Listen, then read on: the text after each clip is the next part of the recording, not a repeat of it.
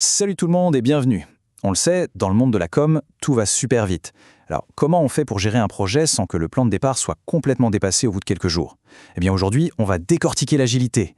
C'est une approche qui change la donne en remplaçant les plans super rigides par une adaptation intelligente.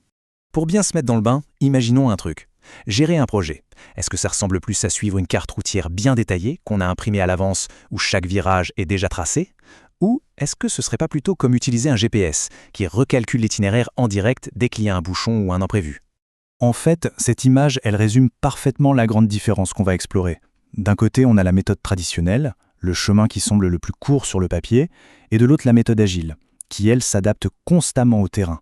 Ce sont deux philosophies bien différentes, mais avec un seul et même objectif, que le projet soit un succès. Allez, c'est parti, on plonge au cœur de ce choc des philosophies. On va mettre face à face l'approche classique, qu'on appelle souvent le cycle en V, parce que chaque étape doit être validée avant de passer à la suivante, et l'approche agile pour bien piger tout ce qui les oppose. Ce qui est super parlant avec ce tableau, c'est à quel point le contraste est saisissant. D'un côté, le cycle en V, très rigide. Le moindre changement coûte un bras, et c'est un casse-tête à mettre en place. En agile, au contraire, le changement est carrément le bienvenu, et ce, à n'importe quel moment. L'implication du client aussi, ça n'a rien à voir. Il est là de manière ponctuelle en traditionnel, alors qu'en agile, il est là tout le temps, il participe activement. Et pareil pour la planification. Tout est prévu au début pour l'un, alors qu'elle est continuelle pour l'autre. Et tout ça, ce n'est pas que de la théorie, loin de là. Ça a un impact bien réel sur les résultats. Jetez un œil à ces chiffres. Les projets traditionnels, c'est presque 30% de taux d'échec. En agile, ce chiffre tombe à seulement 9%. C'est quand même 3 fois moins. Alors pourquoi une telle différence? Tout simplement parce que l'adaptation en continu permet de voir les problèmes arriver de très loin, bien avant qu'ils ne se transforment en catastrophe. Ok, maintenant qu'on a vu la différence, parlons des grands principes. Parce qu'il faut bien comprendre une chose, l'agilité c'est bien plus qu'une simple méthode. C'est vraiment un état d'esprit, une toute nouvelle façon de penser le travail en équipe.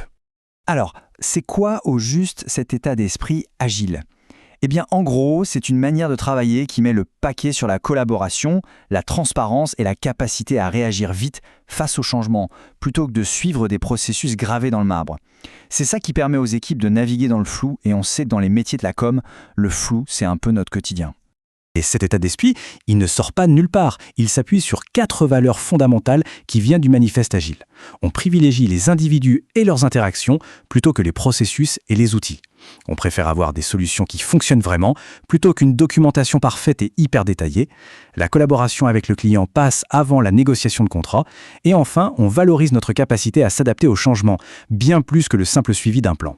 Ce schéma, il est parfait pour visualiser le moteur de l'agilité, le fameux cycle itératif. On ne fait pas tout d'un seul bloc, non, on avance par petites étapes, en boucle. Découvrir, définir, concevoir, développer et livrer.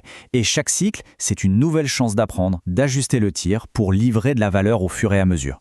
Allez, assez de théorie, voyons un peu ce que ça donne en pratique dans un projet de communication. Prenons un cas hyper classique. On doit lancer une campagne digitale pour un tout nouveau produit. Avec une approche à l'ancienne, on aurait passé des semaines à tout planifier dans les moindres détails avant de montrer la moindre petite chose.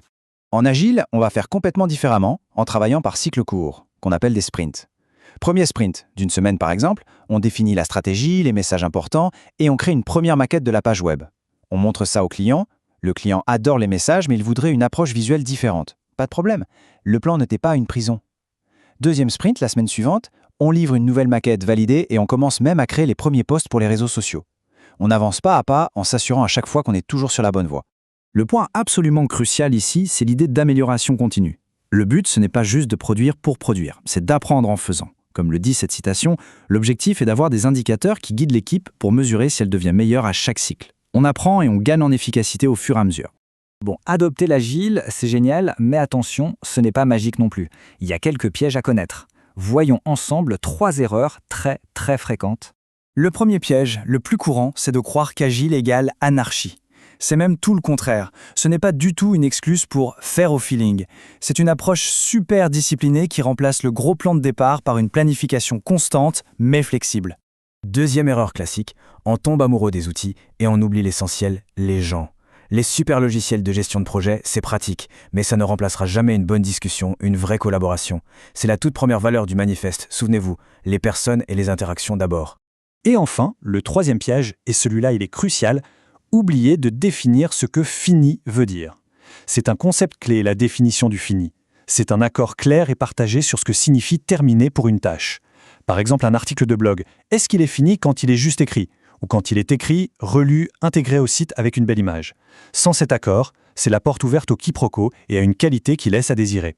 Bon, avant de se quitter, un tout petit quiz pour être sûr que les idées principales sont bien en place. Première question, dans la gestion de projets agiles, la planification est A. Faite une seule fois au début, B. Continue et itérative, ou C. Inexistante. La réponse est évidemment la B. En agilité, planifier c'est un processus permanent. Question numéro 2, la principale mesure de l'avancement en agile, c'est A. Le respect du plan de départ, B. La quantité de docs produites, ou C. La valeur fonctionnelle livrée. C'est bien la C. L'important, c'est de livrer des choses concrètes et qui fonctionnent. Et pour finir, un sprint, qu'est-ce que c'est? A. Une réunion de crise, B. Un cycle de travail court et limité dans le temps, ou C. La toute dernière phase du projet. Sans surprise, c'est la réponse B. Le sprint, c'est vraiment le battement de cœur du processus agile. Et voilà, on a fait le tour. On a vu que l'agilité, c'est moins une méthode qu'un état d'esprit qui mise tout sur l'adaptation, la collaboration et la livraison de valeur. Alors pour conclure, je laisse une question en suspens. Et si le prochain projet de com était l'occasion de se lancer dans l'agilité?